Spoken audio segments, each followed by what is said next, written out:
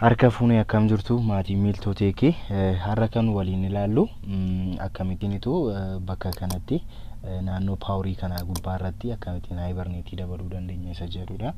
Sana dursa siliipii jechuun maal jechuudha? Siliipii jechuun akkuma sirraa argitanii the PC stays on but uses low battery. App stay open, so when the PCs wake up you are akkuma argitanii baatirii xiqqoo fayyadamuudhaan appilikeeshinoota yookaan sooftiweeroota isin fayyadamaa jirtanii akkuma isaan dura fayyadamaa turtan sanatti tursiisa.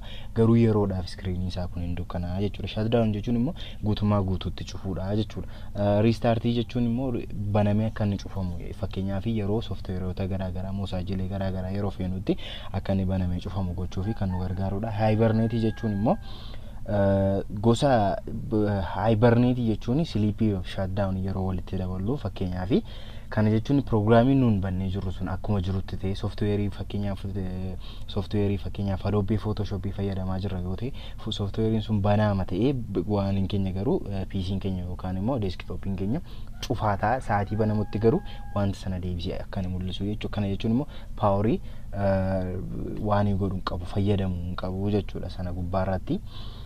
Kanadha jechuudha. Akkamittiin isa kana dabaluudhaaf maal gochuu qabna isa jedhuu fi control panelii deemna.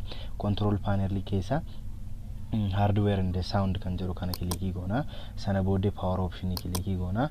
Itti aansuudhaan immoo choose when the power button daazeedha isa goona. Change the settings that are currently unavailable. Akkuma ammaas gubbaa kana irratti argitanii haayibarneetiin tiikii gochuu hin dandeenyu jechuudha. Sababiin isaa maal ta'ee jira?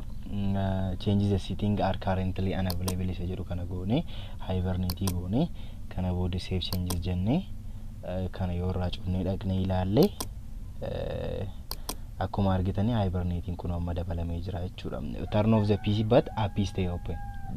PC'n suni yookaan immoo deeskitooppiin sun cufaa ta'a garuu appilikeeshiniin fayyadamaa turre akkuma isaa duraatti deebi'aa jechuudha. Hayyee galatoomaa ulfaadhaa chaanaalii keenya subscribe like gochuu hin dagatinaa. Sabaa himaalee hawaasaa kanneen akka Facebookii fi Twitterii keenyas like follow share gochuudhaan nu bukkee dhaabbadhaa. Kana malees Telegiraamii keenya join godhaa isiniin jenna galatoomaa.